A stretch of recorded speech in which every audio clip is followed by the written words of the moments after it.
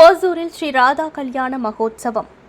கிருஷ்ணகிரி மாவட்டம் ஓசூரில் 33வது வருஷ ஸ்ரீ ராதா கல்யாண மகோத்சவம் வெகு விமரிசையாக நடைபெற்றது.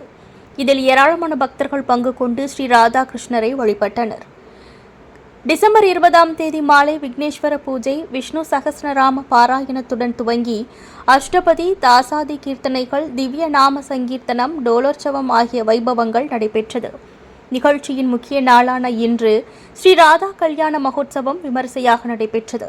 இன்று அதிகாலை அருணப்பிரசனம், ருத்ரசுக்த ஜபம், உஞ்வ விருத்தியுடன் ஸ்ரீ ராதாகிருஷ்ண விவாக வைபவம் பக்தோற்சவமுடன் சிறப்பாக நடைபெற்றது. தனியார் திருமண மண்டபத்தில் ஓசூர் ஸ்ரீ ராதாகிருஷ்ண பஜனை மண்டலி டிரஸ்ட் சார்பில் ஏற்பாடு செய்யப்பட்டிருந்த நிகழ்ச்சியில் ஸ்ரீவாஞ்சியம் ஸ்ரீமான் முரளிதர பாகவதர் தலைமையில் ஸ்ரீவாஞ்சியம் குருஜி கிருபா மண்டலியினரால் நாம சங்கீர்த்தன சம்பிரதாயப்படி இந்த கல்யாண வைபவம் நடைபெற்றது. இந்த விழாவில் மூத்த பாகவதர் பெருமக்களுக்கு பாகவத சிரேஷ்ட பட்டம் வழங்கி கௌரவிக்கப்பட்டது.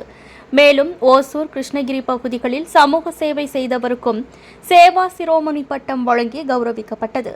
சிறப்பு அம்சமாக ஓசூர் அரசு பள்ளிகளில் 10 மற்றும் 12ஆம் வகுப்புகளில் முதல் மதிப்பெண் பெற்று சாதனை படைத்த மாணவ மாணவிகளுக்கு உதவித்தொகை வழங்கி ஊக்குவிக்கப்பட்டது.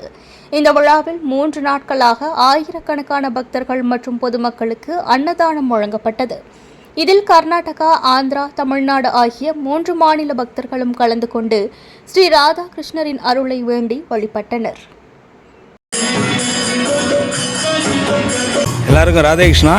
இந்த தாசப்பா கல்யாண மண்டபத்தில் 33வது வருஷம் ஸ்ரீ ராதா கல்யாண மகோத்சவம் நடக்கிறது.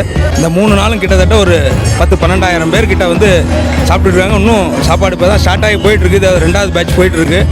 இந்த ஃபங்க்ஷன் என்னென்னா, நம்ம எல்லோரும் சௌரியமாக இருக்கணும், கம்பெனிலாம் நல்லா சௌரியமாக நடக்கணும், எல்லா கம்பெனிலாம் நல்லா லாபகரமாக நடக்கணும், எல்லா ஓனர்ஸ் எல்லாருமே சௌரியமாக இருக்கணும், நல்லா மழை பெய்யணும், இதுக்காக தான் நடக்கிறது.